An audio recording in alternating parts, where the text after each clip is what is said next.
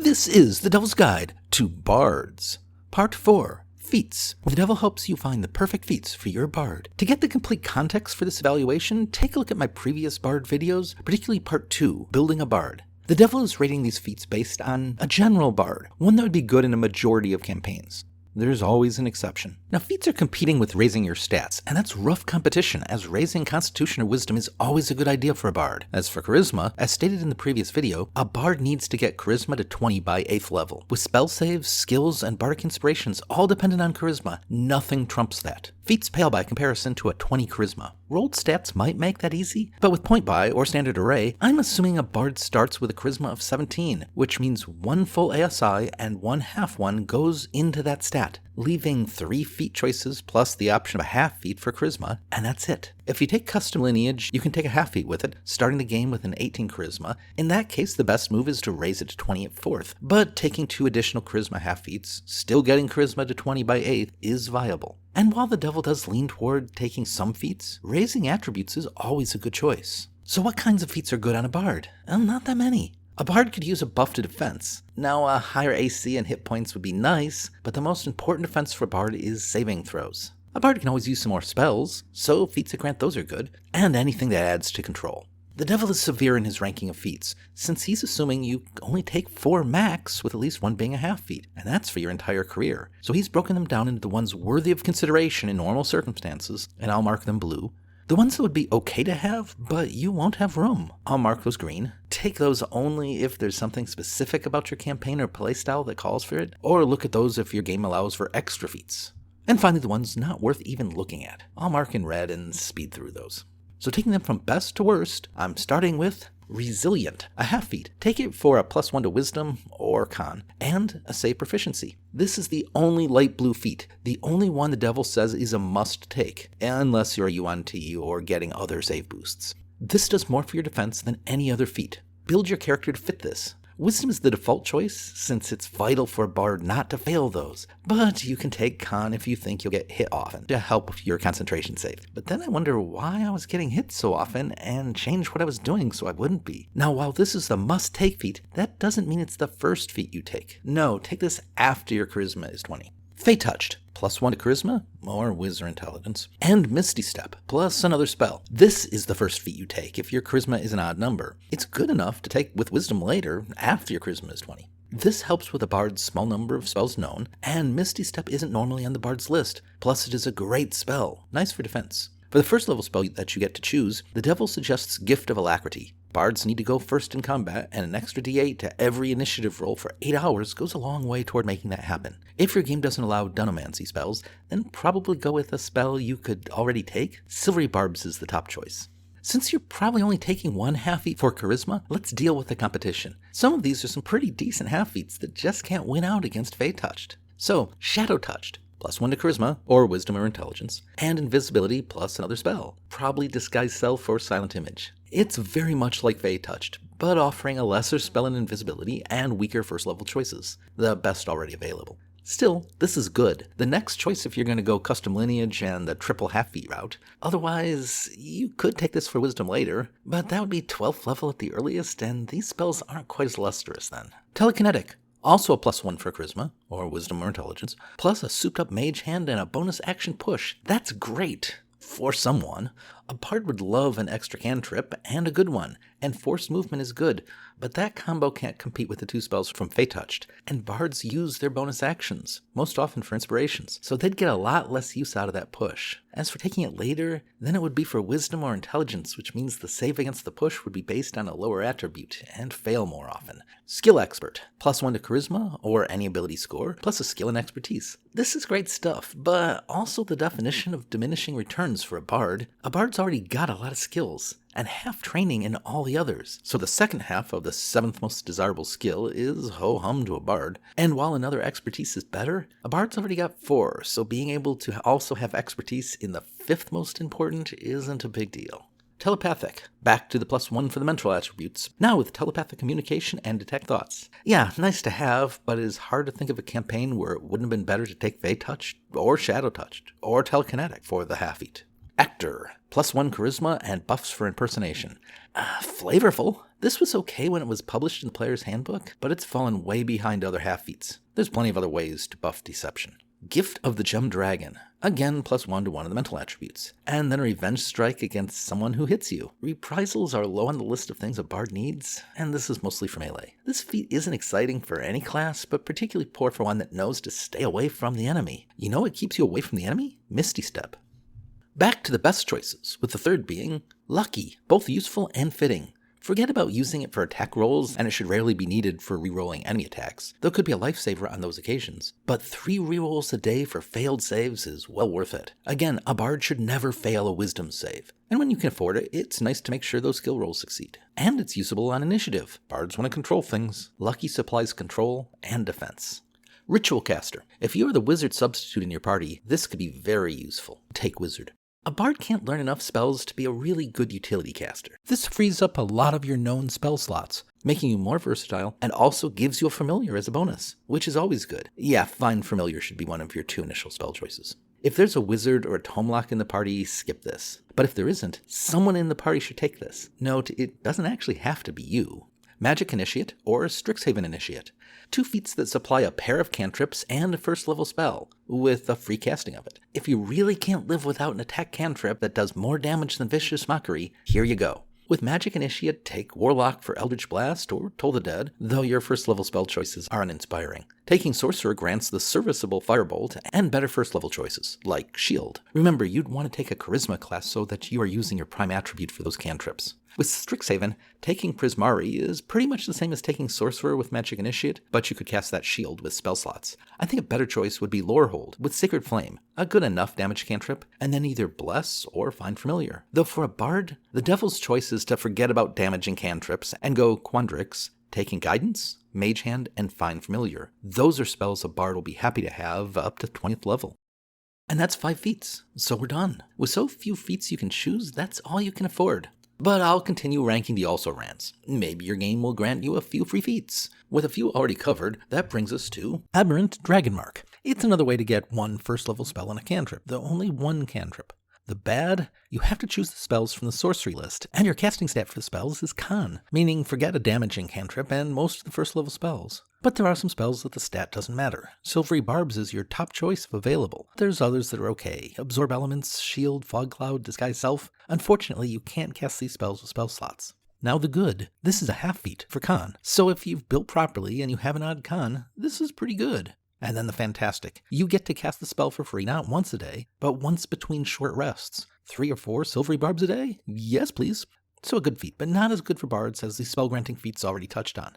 Where I really like this feat is for marshals, who want that +1 to Con and probably have a high enough Con where it's a good casting stat for them. Fighters should grab this. For bards, it sits here. Note, I'm ignoring the optional Great Aberrant Powers, where you have a 1 in 10 chance of gaining an epic boon, because everyone ignores that. So if your DM actually uses that, well then this deserves more consideration.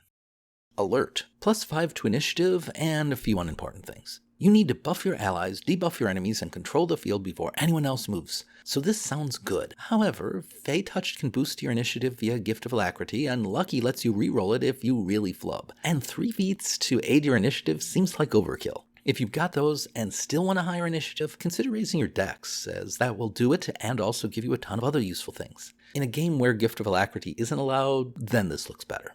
Eldritch Adept. You get 1 Warlock Eldritch Invocation, but only ones with no prerequisite. That's not many, but there are some nice choices. Casting Silent Image as a cantrip is going to be far more impactful than any damage cantrip you could have grabbed from Magic Initiate, and Disguise Self at will or Seeing Through Magical Darkness might fill a need.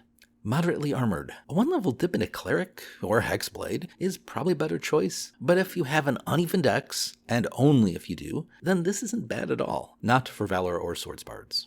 Inspiring Leader gives out temp hit points based on Charisma, and you've got that. Since those don't stack, this is lower for Glamour Bards. On a meta basis, I'm hesitant about this one. Whenever you've got something that affects everyone and is used all the time, there's a tendency for DMs to then simply adjust your opponents to keep it challenging, which is their job, so this might not actually do anything. Strixhaven Mascot. I do love a familiar, particularly a souped up one. Of course, ritual casting could have gotten you familiar with a whole bunch of other spells, and unless you're playing in a Strixhaven campaign, the prerequisite of Strixhaven Initiate means you won't get this until you're close to, or already, able to summon a griffin as a pet via Find Greater Steed, making this pet a little sad. Plus, you could have gotten a familiar just with Strixhaven Initiate. Still, a few of the special familiars have some very nice features. Lorehold and Quendrick stand out, and you also get a free teleport, making this okay, and better in a Strixhaven campaign. Gift of the Metallic Dragon, the best of the dragon gift feats for a bard. The free Cure Wounds frees up a known spell slot, and the Pseudo Shield will occasionally come in handy. Since you can use it on others next to you, this might be for a bard who stands directly behind the front line. This is really the cutoff point. But the next batch aren't bad, so I'll keep marking them as green. But yeah, for a bard, you're done here. But for completeness, Warcaster. Advantage on con saves to keep concentration, plus ability to cast some spells with your hands full of weapons. And you can use spells for opportunity attacks. By the time you are looking at this, you know if you need it. And if you need it, you need it. But if you need it, and you went straight bard, either you're playing the character weaker than it could be, or your party is not synergistic, and no one is stopping the enemy running right at you. I'd fix those problems instead of taking this. If you're worried about just the occasional hit to keep concentration, Lucky will help, as will raising your con. One more thing. Clearly, I don't think a bard should have his hands full of weapons. But if so, this still doesn't solve your casting problems. It allows you to perform semantic components, but it doesn't make your weapon into a focus, so you're still going to have to set that sword down if your spell has material components, like Hypnotic Pattern. So this isn't that helpful even to a Valor Bard. Defensive Duelist. This isn't terrible, and for Swords Bard, who is going to be holding a rapier anyway, it seems pretty good. It's also a lot like Gift of the Metallic Dragon, which is clearly better as this only works with melee attacks, doesn't work on allies, and gives you nothing else. Observant, +1 wisdom or intelligence and a boost to passive perception.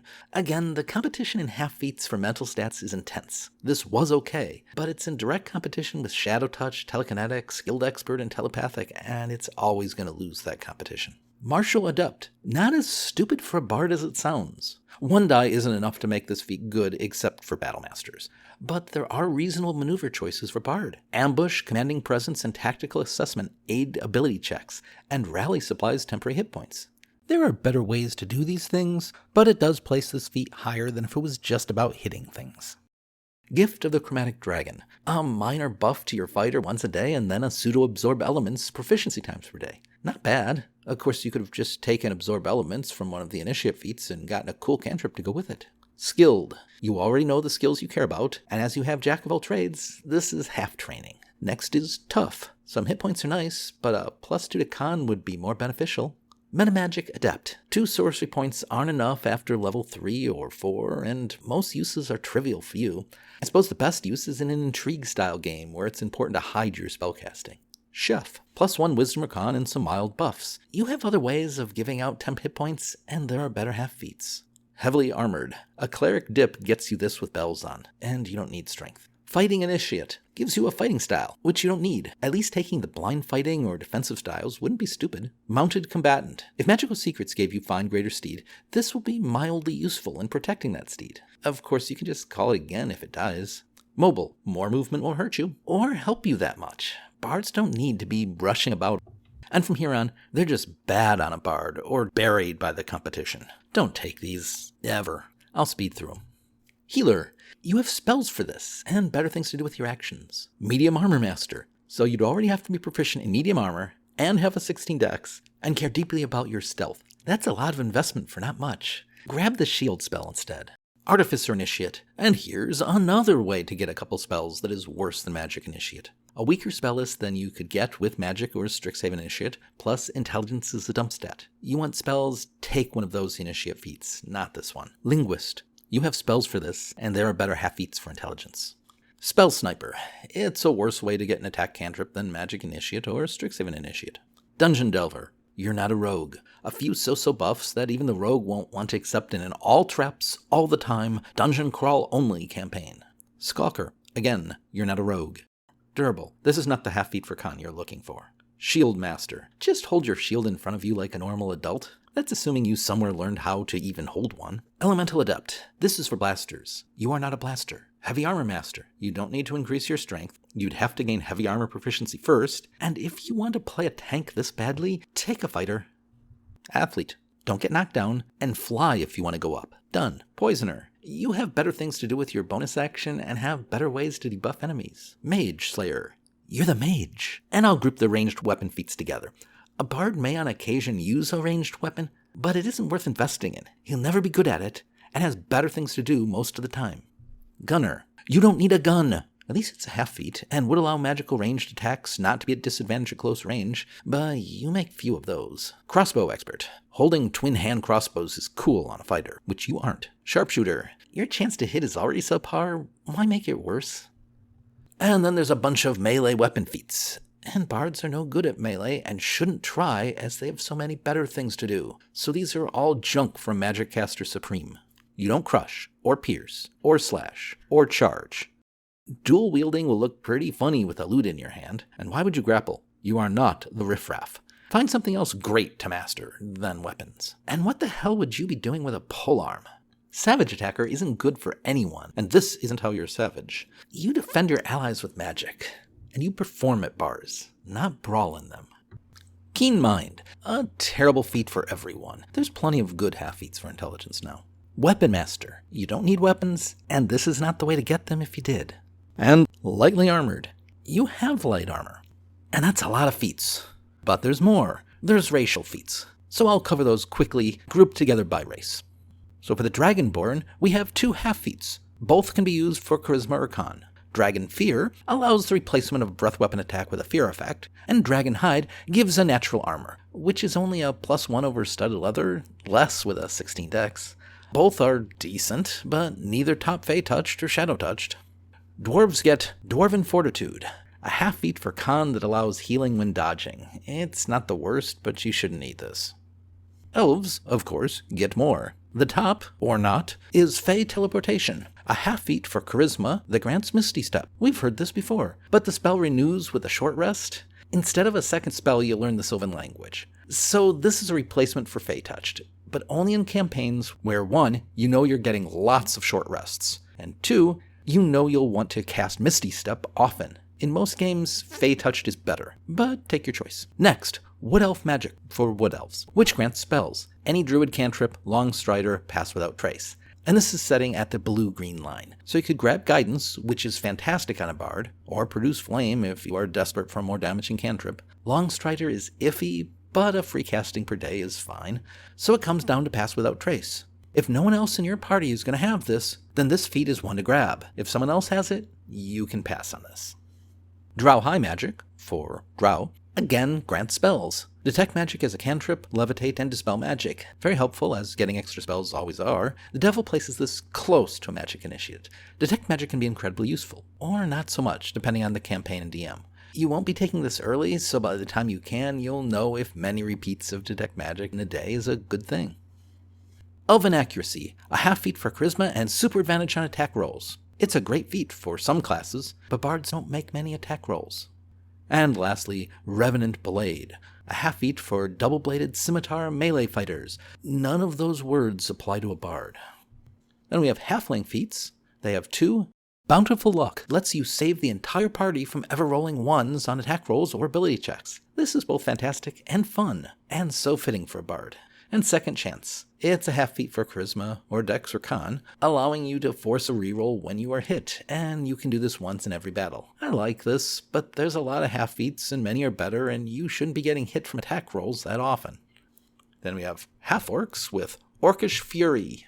No, bards control their fury. Half-Orcs also get, along with humans and half-elves, Prodigy. It's much like the Skilled Expert feat, granting a skill and expertise, but instead of being a half feat, you get a tool and a language. A tool and a language are almost never going to be worth as much as raising an ability score, so unless you have a desperate need for a tool, such as your rogue just died and you're the new lockpicker, it's better to take Skilled Expert, which is noted is probably not a feat you're taking. Gnomes can access Fade Away, but don't bother. It's a half feat for Dex and Intelligence and lets you turn invisible after you take damage. If it was before you took damage, then we'd talk. But after, there are better half feats. Deep Gnomes can take Severe Nibbling Magic. It spells. Non-detection is a cantrip, blindness, deafness, blur, and disguise self once per long rest. And is this still a feat? The updated Deep Gnome now gets non-detection and disguise self. As the spells use intelligence as their casting stat, a bard would be lousy with blindness, deafness. And for the rest, I'm assuming this feat is being retired. And then comes the tiefling feats. And as tieflings make good bards, it would be nice if they were great. They're not. Flames of Phlegethos. It's a half feat for charisma that lets you play a bit with fire, which a bard won't be doing. I've said it many times, there are better half feats. Infernal Constitution is a half feat for a con, which buffs your defenses against cold and poison. Unless you're in the Icy Cyanide campaign, this isn't enough. And then all the small races can get Squat Nimbleness, a dex and strength half feat. It can give you a proficiency in acrobatics, so it isn't terrible, but its big use is getting out of grapples. Another way of doing that is Misty Step. Or hey, don't get grappled. A passable feat for a melee class, but not for a bard. And finally, we've reached the end of our feats.